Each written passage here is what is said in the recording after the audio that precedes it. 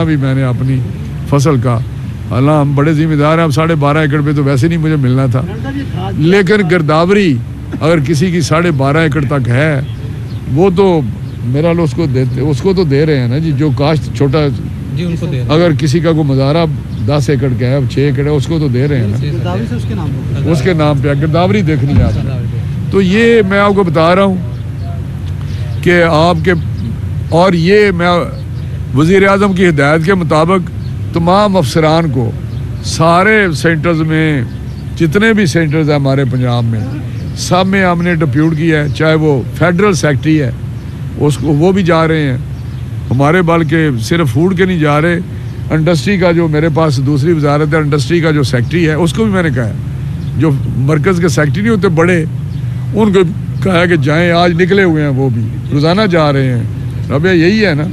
और हमारे सारे अफसरान, एमडी साहब को मैंने कहा आप भी रोज़ जाएँ। पहले दिन जब फैसला है मैंने हाफिज़ाबाद इनको भेजा कि सुबह ही आप हाफिज़ाबाद जाएँ और वहाँ पे जाकर चेक करें सारे के क्या मामलात हैं।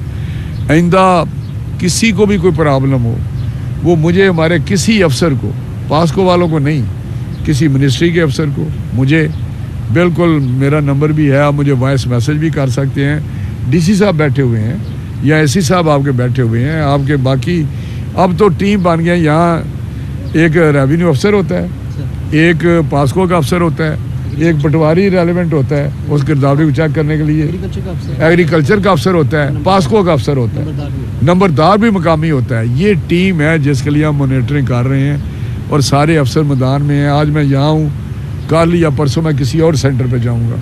तो ये वज़ीर भी निकला हुआ है और सारे हमारे अफसरान भी निकले हुए हैं। एमडी साहब भी, हमारे सीनियर अफसर जो हैं पास्को के, उनको भी हमने लगाया हुआ है।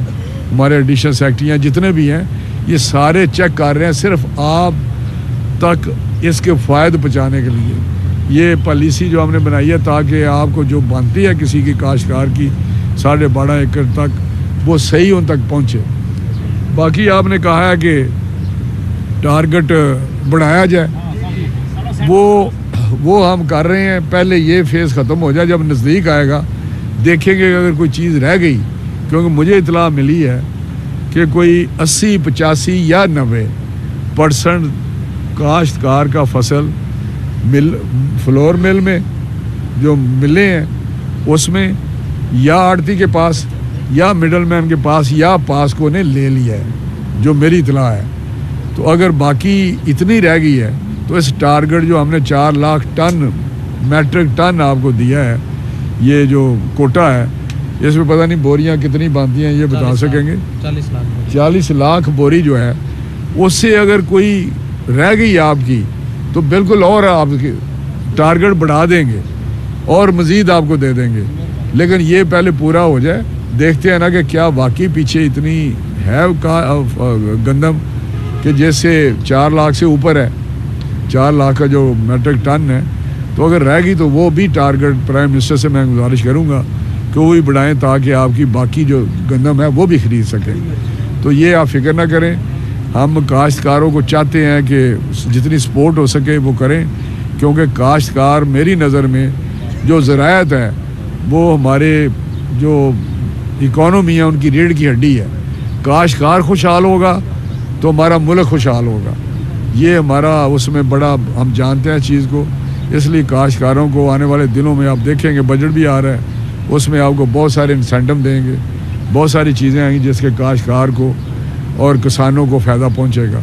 तो इंशाल्लाह ताला ज़राअत पे खुसूसी तो जो है, जो टॉप पे चीज़ें हैं, देखिए 2 लफ्ज़ इस्तेमाल होते हैं, सनत और ज़राअत। सनत और ज़राअत किसी मुल्क की इकॉनमी की रीढ़ की हड्डी होते हैं और ज़राअत को हम स्पेशली फोकस्ड हैं, हमारी हुकूमत, वज़ीर आज़म साहब। तो इंशाल्लाह आप देखेंगे कि ज़राअत तरक्की करेगी और मुल्क तरक्की करेगा इंशाल्लाह। बड़ी मेहरबानी, बहुत शुक्रिया आपका।